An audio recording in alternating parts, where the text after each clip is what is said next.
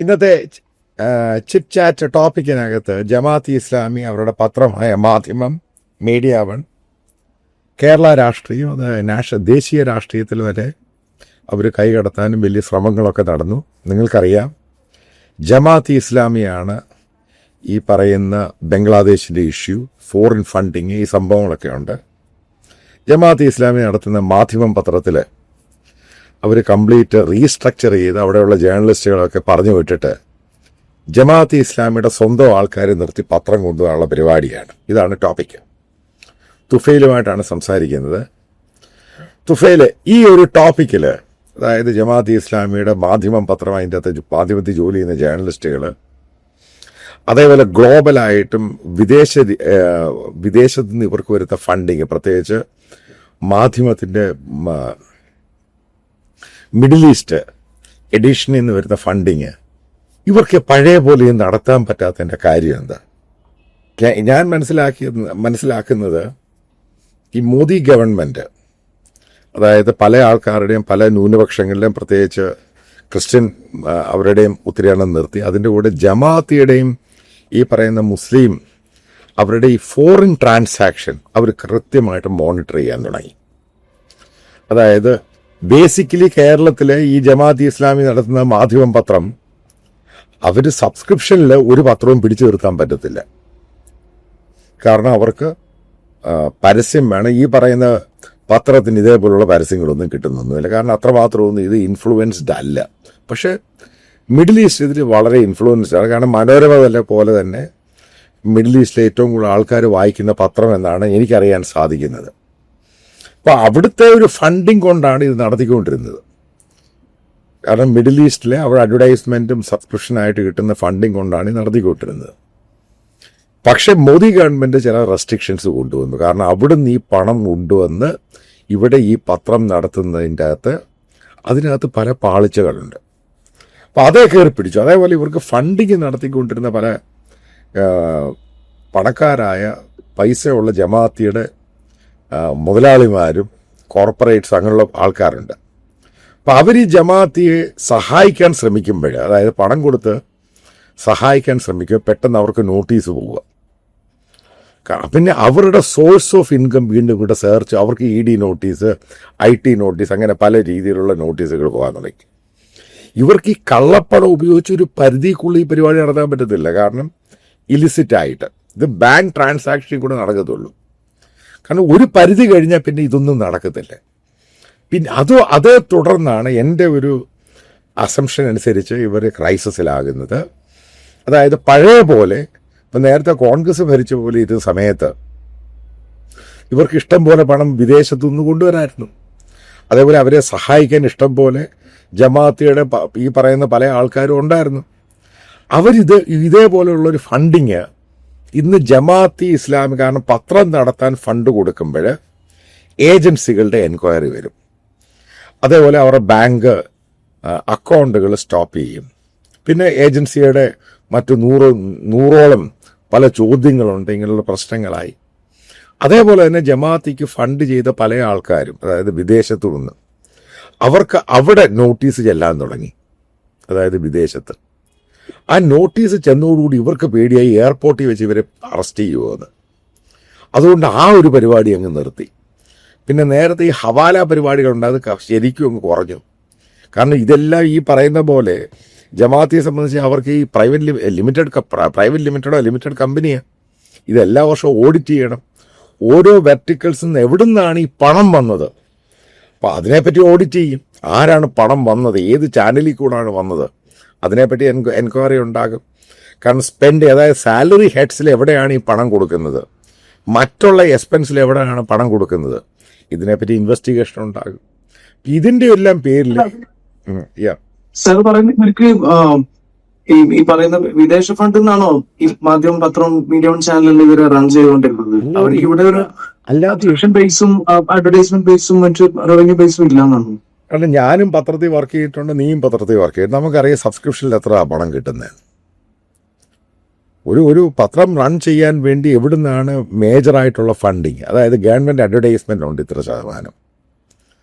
അപ്പൊ ഈ പത്രത്തിന്റെ സർക്കുലേഷൻ അത്ര നല്ലതല്ലാത്തതുകൊണ്ട് ഈ പറയുന്ന ഗവൺമെന്റ് ഫണ്ടിങ് എന്ന് പറയുന്നത്, അതായത് ഗവൺമെന്റ് അഡ്വർടൈസ്മെന്റ് എന്ന് പറയുന്ന ടാരിഫ് അനുസരിച്ച് നല്ലപോലെ കുറയും. രണ്ടാമതെന്ന് പറയുന്നത് സബ്സ്ക്രിപ്ഷൻ അല്ല. പിന്നെ സബ്സ്ക്രിപ്ഷൻ പിന്നെ ഡിസ്ട്രിബ്യൂട്ട് ചെയ്യുന്നവരുടെ ഫണ്ട്, പത്രം വീട്ടിൽ കൊണ്ടിടുന്നവരുടെ പണം, ഇതൊക്കെ ആര് കൊടുക്കും? സബ്സ്ക്രിപ്ഷൻ ബേസ്ഡ് അല്ല ഒരു പത്രം റൺ ചെയ്യുന്നത്. പത്രം റൺ ചെയ്യുന്ന അല്ലെങ്കിൽ സബ്സ്ക്രിപ്ഷൻ അതേപോലെ ആയിരിക്കണം. ഒരു പത്രം അതിൻ്റെ ഒരു കോപ്പിക്ക് ഇത്ര രൂപ വെച്ച്, കാരണം അത്ര രൂപ വെച്ച് കോപ്പി കൊടുക്കുവാണെങ്കിൽ ആൾക്കാർ വാങ്ങത്തില്ല, കാരണം പണം കൂടുതലാണ്. അപ്പോൾ അതല്ല ഇവിടുത്തെ മൂല്യം. അങ്ങനെയാണെങ്കിൽ ദേശാഭിമാനി ഏറ്റവും കൂടുതൽ നിർബന്ധിച്ച് സബ്സ്ക്രിപ്ഷൻ എടുക്കുമല്ലേ. എന്നിട്ട് എന്താണ് ആ പത്രം ലാഭത്തിൽ വരാത്തത്? അത് പാർട്ടി പത്രമായിട്ട് നിന്നു പോകുന്ന അവർ ഭരിക്കുന്ന ഗവൺമെൻറ്, അവർ അഡ്വർടൈസ്മെൻറ്റ്, അവർ ഭരിക്കുന്ന പല സഹകരണ ബാങ്കുകൾ, പല കോർപ്പറേഷൻ, അതിൻ്റെ അഡ്വർടൈസ്മെൻറ്റ്. അപ്പം അതുകൊണ്ടാണ് നിന്നു പോകുന്നത്. പക്ഷെ ജമാഅത്തെ ഇസ്ലാമിക്ക് ഈ മരപ്പൊട്ടന്മാർ ഉദ്ദേശിച്ചു ഈ കോൺഗ്രസിൻ്റെ ഭരണം പോലെ ആയിരിക്കും BJPയുടെ ഭരണമെന്ന്. ഞാൻ അറിഞ്ഞിടത്തോളം, കാരണം ഞാൻ ഇൻഫോംഡ് ആണ് ഈ കാര്യത്തിൽ. കാരണം ഇതുമായിട്ട് ബന്ധപ്പെട്ട് ഞാൻ തന്നെ അന്വേഷിച്ചു. ജമാഅത്തെ ഇസ്ലാമി അമിത്ഷായെയും മോദിയെയും കാണാൻ പല ആവർത്തി ശ്രമിച്ചു. അവർ ഈ പറയുന്ന അബൂബക്കർ മുസ്ലിയാർ പ്രധാനമന്ത്രി മോദിയെ കണ്ടതിന് വലിയ രീതിയിൽ അപലപിക്കുന്ന നാണക്കേടെന്നൊക്കെ പറയുന്നു. ഇവരാണ് ഏറ്റവും കൂടുതൽ ട്രൈ ചെയ്തത്. കാരണം ഈ പറയുന്ന റെസ്ട്രിക്ഷൻസ് ഒഴിവാക്കാൻ ഇവർക്കെതിരെ പല ആരോപണങ്ങളുണ്ട്, പല ഇൻവെസ്റ്റിഗേഷൻ നടന്നുകൊണ്ടിരിക്കും ഒരു ഭാഗത്തു നിന്ന് മറ്റൊരു ഭാഗത്തേക്ക്.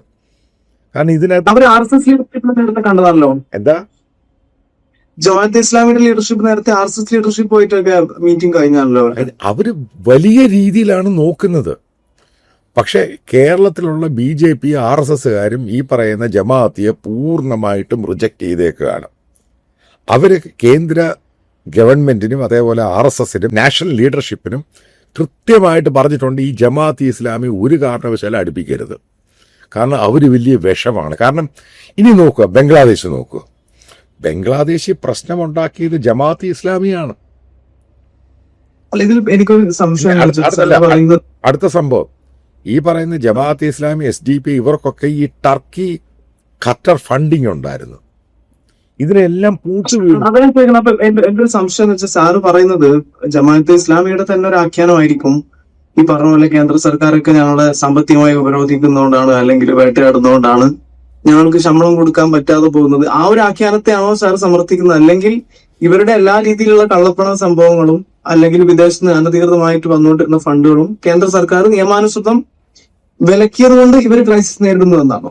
എനിക്ക് വെൽ ഇൻഫോംഡ് ആണ് ഈ കാര്യത്തിൽ. ഇവരെ ആരൊക്കെയാണ് RSS ലീഡർഷിപ്പിനെ കാണാൻ പോയത്, ആരൊക്കെ എത്രമാത്രമാണ് RSS ലീഡർഷിപ്പിനെ കൊണ്ടും മറ്റുള്ള ലൈസൺ BJPയുമായിട്ട് താല്പര്യമുള്ളവർ അവരുമായിട്ട് വെച്ചിട്ട് പ്രധാനമന്ത്രിയെ അമിത്ഷായെയും കാണാൻ ഇവർ ട്രൈ ചെയ്തത്. അത് വെൽ ഇൻഫോംഡ് ആണ് ഈ കാര്യങ്ങൾ. അവർ മാക്സിമം ട്രൈ ചെയ്യുന്നുണ്ട്. ഏതെങ്കിലും രീതിയിൽ BJP ഗവൺമെന്റിനും പ്രധാനമന്ത്രിയെയും അമിത്ഷായെ ഈ പറയുന്ന ലീഡർഷിപ്പിനെ കണ്ടിട്ട് ഇവരുടെ ഇഷ്യൂസ് എങ്ങനെങ്കിലും ഒന്ന് സെറ്റിൽ ചെയ്യണം. കാരണം ഇവർ ഡാം ക്രൈസിസിലാണ്. പിന്നീട് അതിനുശേഷം ഇതൊന്നും നടക്കുന്നില്ല, നടക്കാതെ പോകുന്നു. പിന്നീടാണ് ഇവർ ഡിസൈഡ് ചെയ്യുന്നത് ഇത് കട്ട് ഷോട്ട് ചെയ്യുക, കാരണം ഇത് മാറ്റിയെടുക്കുക. അത് ഇവർക്ക് പത്രം ഒരു പേരിന് വേണ്ടി മാത്രം നിലനിർത്തുക, അത് ഇവരുടെ ആവശ്യമുണ്ട്. കാരണം എന്താ? കാരണം ആ പത്രം ഉണ്ടെങ്കിൽ കേരളത്തിൽ ലൈസൺ ചെയ്യാൻ പറ്റും ഗവൺമെൻറ്റുമായിട്ട്. നിങ്ങൾ നീ മനസ്സിലാക്കേണ്ട സംഭവം, ജമാഅത്തെ ഇസ്ലാമി എന്ന് പറയുന്നത് ഒരു പൊളിറ്റിക്കൽ ഔട്ട്ഫിറ്റും ഒരു നോൺ പൊളിറ്റിക്കൽ ഔട്ട്ഫിറ്റും കൂടാണ്. പൊളിറ്റിക്കൽ ഔട്ട്ഫിറ്റാണ് വെൽഫെയർ പാർട്ടി. കാരണം ഇവർക്ക് ഏതെങ്കിലും ഇപ്പൊ LDFലോ UDFലോ കയറണം എന്നുണ്ടെങ്കിൽ ഇവർക്ക് പത്രത്തിന്റെ പിന്തുണ വേണം.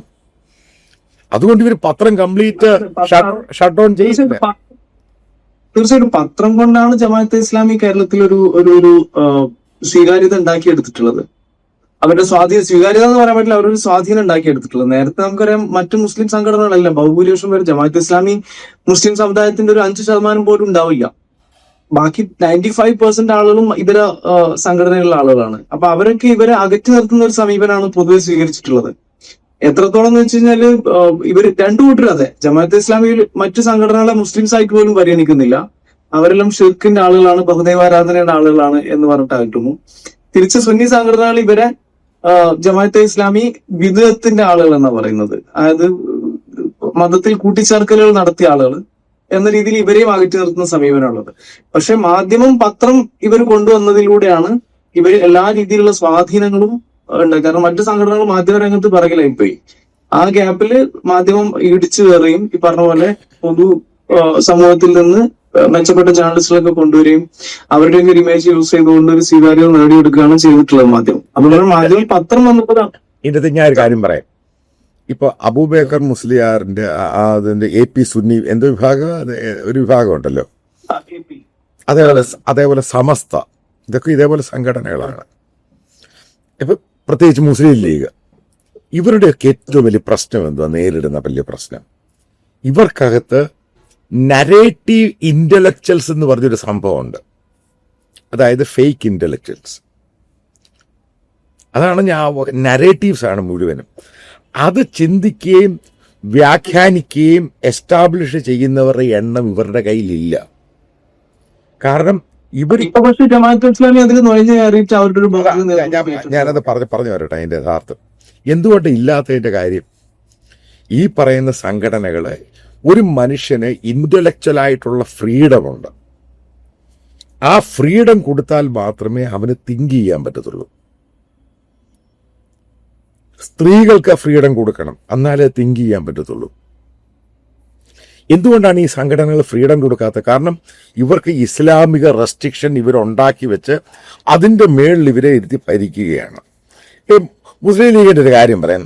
ഒരു ഏഷ്യാനെറ്റിലെ ഒരു ജേർണലിസ്റ്റാണ് അത് റിപ്പോർട്ട് ചെയ്തത്. അവിടുത്തെ മുസ്ലിം ലീഗിൻ്റെ ഒരു സ്ത്രീ പോയിട്ട് പാർട്ടിക്കാരോടും ഇസ്ലാമിലുള്ള വിശ്വാസികളോടും പറയാം, നിങ്ങൾ മുസ്ലിം ലീഗിന് വോട്ട് ചെയ്തില്ല എങ്കിൽ നിങ്ങൾ സ്വർഗത്തിൽ പോകത്തില്ല. ഇത് ബേസിക്കലി എന്തുവാ, ഇത് കാണിക്കുന്നത് എന്തുവാ ബേസിക്കലി. അപ്പം അത്രമാത്രം ഇവർക്ക് ഈ കാര്യത്തെപ്പറ്റി ഭയത്തോട് നിർത്തുക, അതതിൻ്റെ കാര്യം. ഇപ്പം സുന്നി വിഭാഗത്തിന് അവർക്ക് മർക്കസ് ഉണ്ട്, നോളജ് സിറ്റി ഉണ്ട്. പക്ഷെ ഇവർക്ക് കൊള്ളാവുന്നൊരു ഇന്റലക്ച്വൽ ആയിട്ടുള്ളൊരു വിങ്ങിനെ ഉണ്ടാക്കിയില്ല. സമസ്തയ്ക്കും ഉണ്ട്, പക്ഷെ അവർക്ക് ഇന്റലക്ച്വൽ വിങ്ങില്ല. കാരണം അധികം പേരും അരപ്പൊട്ടന്മാരും മരപ്പൊട്ടന്മാരുമാണ്. എന്തെങ്കിലും നേതാക്കൾ പറയുന്നു അതങ്ങ് കേൾക്കുന്നു. ഇതിനകത്ത് പക്ഷെ ഇപ്പൊ അവരുടെ ഇന്റലക്ച്വൽ ഇതൊക്കെ വരുന്നുണ്ട്. അവരുടെ സ്റ്റുഡൻസ് ആയി ഇപ്പൊ ദാറുൽ ഹുദ എന്ന് പറഞ്ഞിട്ടുള്ള EK സമസ്തയുടെ സ്ഥാപനമൊക്കെ ഉണ്ട്. അവിടുന്ന് ഒരുപാട് കുട്ടികളൊക്കെ ഇതിനകത്ത് വരുന്നുണ്ടെങ്കിലും ഈ പറഞ്ഞ അവർക്ക്, ഞാൻ കഴിഞ്ഞൊരു ചാറ്റിൽ പറഞ്ഞ ജമാഅത്തെ ഇസ്ലാമി സെറ്റ് ചെയ്തൊരു ഫ്രെയിം വർക്കിനകത്തൂടെയാണ് അവരെല്ലാം വരുന്നത്. അപ്പൊ അതുകൊണ്ട് തന്നെ അവരൊരു സ്വാധീനിക്കപ്പെട്ട ഇന്റലക്ച്വൽസ് ആയിട്ടാണ് അവർ. അല്ല, അതിന്റെ റീസൺ എന്താ? കാരണം ജമാഅത്തെ ഇസ്ലാമിയാണ് ഫ്രെയിം വർക്ക് ഉണ്ടാക്കിയിരിക്കുന്നത്. അല്ല, അതിന് സാർ ഈ പറഞ്ഞ പോലെ സുന്നി സംഘടനകളുടെ ഓർത്തഡോക്സ് സ്വഭാവം അതിന് സാർ പറഞ്ഞ ഒരു കാരണമാണെങ്കിൽ കൂടിയും ജമാഅത്തെ ഇസ്ലാമിയുടെ ഒരു ഗ്ലോബൽ ക്യാപിറ്റൽ ഭയങ്കരമാണ്. കാരണം അതൊരു പൊളിറ്റിക്കൽ ഇസ്ലാം എന്ന് പറഞ്ഞൊരു പാൻ ഇസ്ലാം സംഭവമാണ്, ഗ്ലോബൽ ഇസ്ലാം എന്ന് പറയുന്നത്. അപ്പൊ അതുകൊണ്ടാണല്ലോ അതിന് നമ്മൾ ഇത്രയും രൂക്ഷമായിട്ട് ടെറർ സംഭവങ്ങളൊക്കെ ആയിട്ടും ഇതുണ്ടോ എന്നൊക്കെയുള്ള രീതിയിലൊക്കെ ചർച്ചകളൊക്കെ വരുന്നത്. അപ്പൊ അതിന് ശക്തമായിട്ടുള്ള ഒരു ഗ്ലോബൽ ക്യാപിറ്റൽ ഉണ്ട്. അവർ വളരെ ഇതാക്കി യൂസ് ചെയ്തോളൂ. ഇപ്പൊ ഞാൻ നിന്നെ അതിനെ കൗണ്ടർ ചെയ്ത് പറയാം. ഇപ്പൊ ഗ്ലോബലായിട്ടുള്ള ഇസ്ലാമിക ടെററിസം, പല ആൾക്കാരുടെയും ധാരണ അതിൻ്റെ അകത്ത് ഈ പറയുന്ന ഇന്റലക്ച്വൽസ് ഇല്ലെന്ന ചുമ്മാതെ. ഈ ഹമാസിനകത്തും ഗ്ലോബലായിട്ടുള്ള ISIS, അൽ ഖൈദ, ഇതിനകത്തൊക്കെ വളരെ കൃത്യമായിട്ടുള്ള ഇസ്ലാമിക അതാ പറയും, ഇതിനകത്തൊക്കെ ഇന്റലക്ച്വൽ ജിഹാദ് ഉണ്ട്. അപ്പൊ ആ ഒരു ഫ്രെയിം വർക്കിനകത്താണ് ആൾക്കാരെ അട്രാക്ട് ചെയ്യുന്നത്. ഇപ്പം ഈ അൽ ഖൈദയ്ക്കകത്ത് ഡോക്ടേഴ്സ് ഉണ്ടായിരുന്നു, എഞ്ചിനീയേഴ്സ് ഉണ്ടായിരുന്നു, അങ്ങനെയുള്ള പല ആൾക്കാരും ഉണ്ടായിരുന്നു. ജമാഅത്ത് ഇസ്ലാമി അതേ ഒരു ലൈനിലാണ് പോകുന്നത്. പല ഡോക്ടേഴ്സ്, എഞ്ചിനീയേഴ്സ്, ഇങ്ങനെ ആൾക്കാരെ അതിൻ്റെ അകത്ത് കൊണ്ടുവന്ന് അവരിലൂടെ, കാരണം അവർക്കൊരു സോഷ്യലി റെസ്പെക്റ്റഡ് പൊസിഷനാണല്ലോ ഒരു MBBS ഡോക്ടർ എന്നൊക്കെ പറയുന്നത്. അപ്പൊ എനിക്ക് തോന്നുന്നത് സാറ് പറഞ്ഞ ഒരു പോയിന്റ് ഉണ്ട്, ഇവരൊരു ഗ്ലോബൽ ക്യാപിറ്റലിന്റെ ഭാഗമാണെങ്കിൽ അവർക്ക് അത് ഇന്ത്യയിലേക്ക് എത്തിക്കാൻ പറ്റാത്തൊരു സംഭവം. പക്ഷെ അവിടുത്തെ എംപ്ലോയീസ് കൂടുതലായിട്ട് മാധ്യമത്തിൽ പറയുന്നത് അവിടെ ഭയങ്കരമായ ഒരു മിസ്മാനേജ്മെന്റ് നടന്നു എന്നുള്ള രീതിക്കാണ്. കാരണം അതിലൊരു സോളിഡാരിറ്റി യൂത്ത് മൂവ്മെന്റ് കൊണ്ട് ജമാഅത്തെ ഇസ്ലാമി ഒരു ഫ്രണ്ട് ഫ്ലോട്ട് ചെയ്തിരുന്നു. അത് ഭയങ്കര കുറച്ച് അഗ്രസീവായിട്ട് വന്ന ഒരു സംഭവമായിരുന്നു. അതിലെ ആളുകളാണ് പിൽക്കാലത്ത് ജമാഅത്തെ ഇസ്ലാമിയിൽ വന്നിട്ട് മീഡിയ വണ്ണിന്റെയും മാധ്യമത്തിന്റെയും ഒക്കെ ഒരു ഓണർഷിപ്പ് ഏറ്റെടുത്തത് എന്നുള്ളൊരു സംഭവത്തിലേക്ക് വന്നിട്ടുണ്ട്, അതിന്റെ മാനേജ്മെന്റ് ഏറ്റെടുത്തത്. അതിനുശേഷമാണ് ഒത്തിരി മിസ്മാനേജ്മെന്റ് വന്നു, അവരൊത്തിരി നെപ്പോട്ടിസം ഫാമിലി മെമ്പേഴ്സിന് അതിൽ കൂട്ടിച്ചേർത്തു, ഒത്തിരി അഴിമതി അവർ കാണിച്ചു. അവരുടെ തന്നെ ഇന്റേണൽ റിപ്പോർട്ട് ഉണ്ട്, ഒരുപാട് കറപ്ഷൻ നടന്നു. അന്ന് ജമാഅത്ത് ഇസ്ലാമിയുടെ തന്നെ ഒരു മെമ്പർ അതിൽ റിപ്പോർട്ട് എഴുതിയ ആള് വളരെ ശക്തമായ വാണിംഗ് കൊടുത്തത്, ഇങ്ങനെ പോയി കഴിഞ്ഞാൽ ഇതുപോലുള്ള ഒരു ക്രൈസിസ് വരുമെന്ന്. അതൊക്കെ അവർ അവഗണിക്കുകയാണ് ചെയ്തത് എന്നുള്ളതാണ്. അപ്പൊ പലപ്പോഴും ക്വാളിഫൈഡ് ആയിട്ടില്ലാത്ത ആളുകളെ നെപ്പോട്ടിസം വഴി കുടുംബാംഗങ്ങളെ അതിൽ ചേർക്കുന്നു, അഴിമതി കാണിക്കുന്നു, മിസ്മാനേജ്മെന്റ്.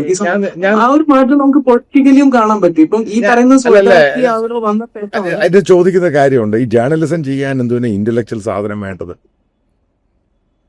അത്തരത്തിൽ മിസ്മാനേജ്മെന്റ് വന്നു, നെപ്പോട്ടിസം വന്നു, കറപ്ഷൻ വന്നു എന്നാ പറയുന്നത്. മിസ്മാനേജ്മെന്റ് എന്ന് പറഞ്ഞാൽ എന്താ ഉദ്ദേശിക്കുന്നതെന്ന് പറയേ. എടാ, നിന്റെ പണമില്ല, പണം വരാനുള്ള സാധ്യതയില്ല. പണം ആരെങ്കിലും കൊടുത്തു കഴിഞ്ഞാൽ ഇൻവെസ്റ്റിഗേഷൻ വരുന്നു, പ്രോബ് വരുന്നു, അവന്റെ ബാങ്ക് അക്കൗണ്ട് ബ്ലോക്ക് ചെയ്യുന്നു, വിദേശത്ത് പണം വരാൻ സാധ്യതയില്ല. ഗവൺമെന്റിന്റെ പോളിസിയാ. അതിനകത്ത് എന്ത് മിസ്മാനേജ്മെന്റാ? ഇതൊക്കെ പറഞ്ഞുണ്ടാക്കുന്ന ഒരു തിയറീസ്. എന്തുമായിട്ട് പണമില്ല, എന്ത് മിസ്മാനേജ്മെന്റാ? പണം ഉണ്ടെങ്കിലല്ലേ മാനേജ്മെന്റ് ഉണ്ടാവുള്ളൂ. പണമില്ലെങ്കിൽ എന്താണ് മിസ്മാനേജ്മെന്റ്? യഥാർത്ഥ ഇഷ്യൂലോട്ട് വാ. എന്തുകൊണ്ടാണ് പണമില്ലാത്തത്? പണമില്ലാത്തതിന്റെ കാരണം അതിന്റെ പേരിൽ തന്നെയാണല്ലോ അവരുടെ റെസ്ട്രിക്ഷൻസും ഇഷ്യൂസും ലീഗൽ ഇഷ്യൂസും ഗവൺമെന്റ് ഏജൻസീസിന്റെ ഹണ്ടിങ്. ലീഗലി അവർക്ക് ഇന്ത്യയിലേക്ക് പണം കൊണ്ടുവരാനാണെങ്കിൽ ഗവൺമെന്റ് ഒരു റെസ്ട്രിക്ഷനും വെക്കാൻ പറ്റില്ലല്ലോ. അപ്പൊ അവർ ഇത്രയും കാലം ഹവാല പണത്തിലൂടെയാണോ ഈ ഗ്ലോബൽ ക്യാപിറ്റൽ അവർ? ഗ്ലോബൽ അല്ല, ആ സമയത്ത് അല്ലാതെ അവർക്ക് കേരളത്തിൽ മറ്റു പത്രങ്ങൾ വർക്ക് ചെയ്യുന്നില്ല. അവരാരും ഗ്ലോബൽ ഫണ്ട് കിട്ടിയിട്ടല്ലല്ലോ മാധ്യമ സ്ഥാപനങ്ങൾ റൺ ചെയ്യുന്നത്. എത്ര സ്ഥാപനങ്ങളുണ്ട് കേരളത്തിലും? സമുദായ സംഘടനകൾ നടത്തുന്ന എത്ര സ്ഥാപനങ്ങളുണ്ട്? അവർക്കും ഈ ക്രെഡിറ്റ്സ് വരാത്തതുകൊണ്ടാണ്. ഞാൻ ഒരു കാര്യം ചോദിക്കാം. ഇപ്പൊ മാതൃഭൂമിക്കും മനോരമ, അപ്പൊ അവര് പക്ക ഒരു ഹവാല ഫണ്ടിങ്ങിലൂടെയാണ് അവർ സ്ഥാപനം ഇതുവരെ റൺ ചെയ്തുകൊണ്ടിരുന്നത് എന്നാണോ സാർ? അങ്ങനല്ല. ഇപ്പൊ മനോരമയാണെങ്കിലും ഈ മാതൃഭൂമിയാണെങ്കിലും അവർക്ക് ഗൾഫ് എഡീഷൻ ഉണ്ട്. പക്ഷെ ഈ രണ്ട് പറയുന്ന മാധ്യമങ്ങൾ എന്ന് പറയുന്ന സാധനങ്ങളും ഈ പറയുന്ന പണം അവിടുന്ന് കൊണ്ടുവന്നിട്ട് ഇവിടെ ഉപയോഗിക്കുന്നത് ഇതേപോലെ വർഗീയ അജണ്ട ഫിക്സ് ചെയ്യാൻ വേണ്ടിയല്ല. അതൊരു ജേർണലിസം പർപ്പസിനാണ് അവർ ഉപയോഗിക്കുന്നത്. പക്ഷെ ജമാഅത്ത് ഇസ്ലാമി നടത്തുന്ന ഈ പറയുന്ന ഗൾഫിലെ പത്രം ആ പണം കൊണ്ടുവന്ന് കേരളത്തിൽ അവർ ഉദ്ദേശിക്കുന്ന അജണ്ട എന്തുവാ? അവരുടെ പത്രത്തിന്റെ അജണ്ട എന്തുവാ? മീഡിയ വണ്ണിന്റെ അജണ്ട എന്തുവാ? പരസ്യമായിട്ട് ഹമാസിനെ പിന്തുണയ്ക്കുകയാണ്, പരസ്യമായിട്ട് ഗ്ലോബൽ ടെററിസത്തെ പിന്തുണയ്ക്കുകയാണ്, പരസ്യമായിട്ട് താലിബാന്റെ വിസ്മയം പറയുകയാണ്. അപ്പൊ ഇത് മാറ്റർ ചെയ്യത്തില്ലേ? എന്താ അതിനെ മനോരമ ഇതുമായിട്ട് ഒരുമിച്ച് കാണരുത്. അപ്പൊ ആദ്യം മനസ്സിലാകാം, മനോരമയൊക്കെ ഇവിടെ നൂറ്റാണ്ടുകളായിട്ടും മാതൃഭൂമി ഒരു പഴക്കമുള്ള പത്രത്തിന്റെ ഫാമിലിയാണ്, ഒരു കോർപ്പറേറ്റ് ആണ്. അവർക്ക് ഈ പത്രം നടത്താൻ സാധിക്കുന്നതിന് അവർക്ക് റൂട്ടുണ്ട്. മാധ്യമത്തിന് എന്ത് റൂട്ടാണുള്ളത്? മുസ്ലിം റൂട്ട് അവർ ഉണ്ടാക്കിയെടുത്ത റൂട്ട്, അതിൽ അധികവും ഫാബ്രിക്കേറ്റഡ് റൂട്ടാണ്. അവരുദ്ദേശിച്ച് ഇതുകൊണ്ടൊക്കെ നടത്താൻ സാധിക്കും. സിമ്പിളായിട്ട് കോൺഗ്രസിന്റെ ഭരണമുള്ള രീതിയിൽ ഇത് റൺ ചെയ്യാൻ സാധിക്കും. വിദേശത്തുനിന്നും അവിടുന്ന് ഈ പണം അവർക്ക് പഴയ രീതിയിൽ ഓടിക്കാൻ സാധിക്കും. ഞാൻ നിന്നോട് കാര്യം ചോദിക്കട്ടെ, കാത്തലിക് സഭയുമായിട്ട് ബന്ധപ്പെട്ട് മാറ്റം തീർച്ചയായിട്ടും പ്രകടമാണ്. കാരണം എന്താ വെച്ച് കഴിഞ്ഞാല് ഞാൻ ഈ പറയുന്ന സോൾഡാറ്റി ടീം ഏറ്റെടുത്ത ശേഷമാണ് പലപ്പോഴും മാധ്യമത്തിൽ പൊളിറ്റിക്കലി തന്നെ വലിയ രീതിയിലുള്ളൊരു അവരുടെ സ്റ്റാൻഡിൽ വലിയ മാറ്റം ഉണ്ടായത്. നേരത്തെ ഈ മാധ്യമം മീഡിയ വണ്ണൊക്കെ ഒരു ലെഫ്റ്റുമായിട്ട് ചേർന്ന് നിൽക്കുന്ന ഒരു സമീപനമുണ്ട്. കാരണം അവർക്ക് ഈ പറഞ്ഞ പോലെ സാമ്രാജ്യത്വം പരിസ്ഥിതി എന്നൊക്കെ പറഞ്ഞ കുറെ കോമൺ ഗ്രൗണ്ട് ഉണ്ടായിരുന്നു, ലെഫ്റ്റിന് ഇവർക്ക് ഒരുമിച്ച് പറയാൻ പറ്റുക. പക്ഷേ ഈ ടീം ഏറ്റെടുത്ത ശേഷം വലിയ രീതിയിൽ ലെഫ്റ്റിനെ അറ്റാക്ക് ചെയ്യുന്ന രീതിയിലാണ് കാര്യങ്ങൾ അവർ മുന്നോട്ട് കൊണ്ടുപോകുന്നത്. അത് പൊളിറ്റിക്കലി വന്നൊരു ചേഞ്ച് ആണ്. അവർ പറഞ്ഞ പോലെ മിസ്മാനേജ്മെന്റ് വന്നു എന്ന് പറഞ്ഞ പോലെ പൊളിറ്റിക്കലി വന്നൊരു സംഭവം മാത്രമല്ല.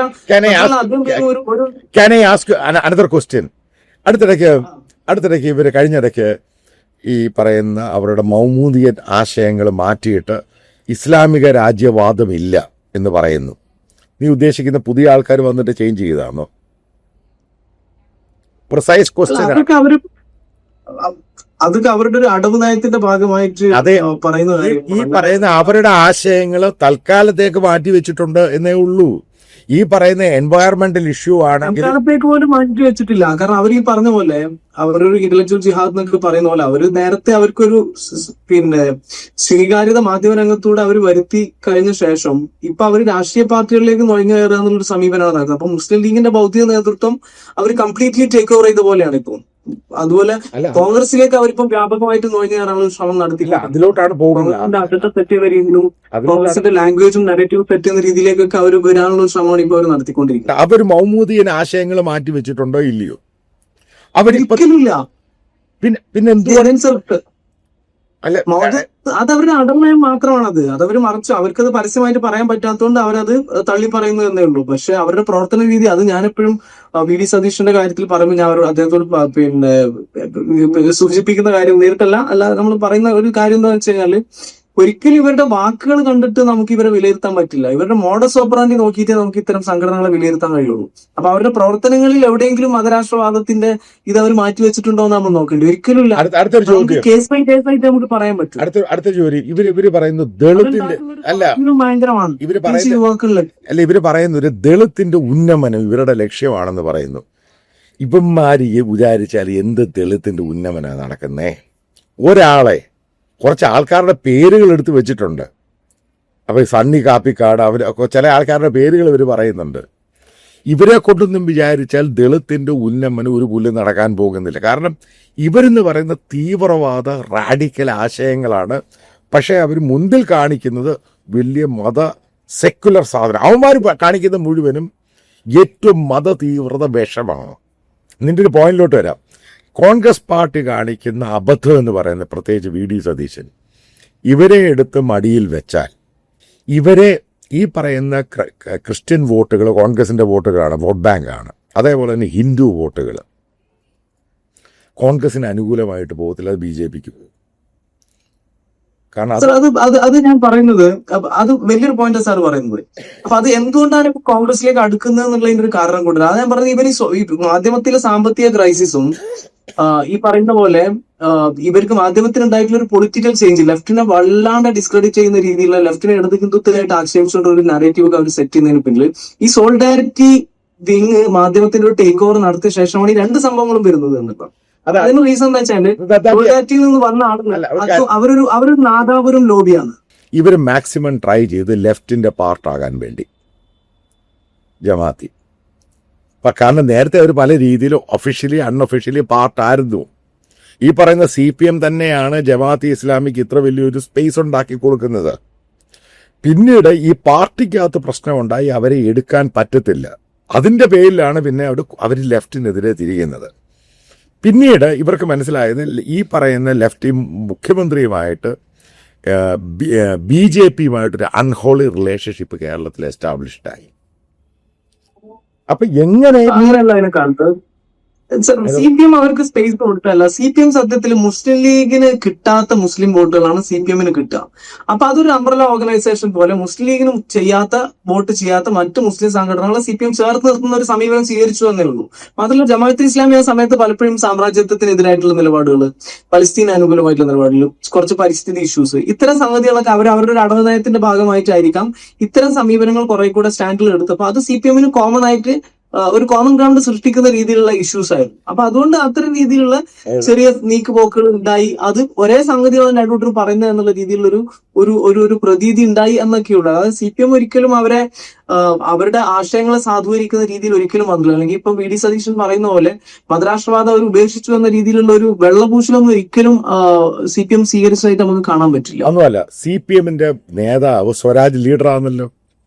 സ്വരാജ് എന്തിനാണ് ഹമാസിനെ ന്യായീകരിച്ചത്? ആർക്ക് വേണ്ടിയാ?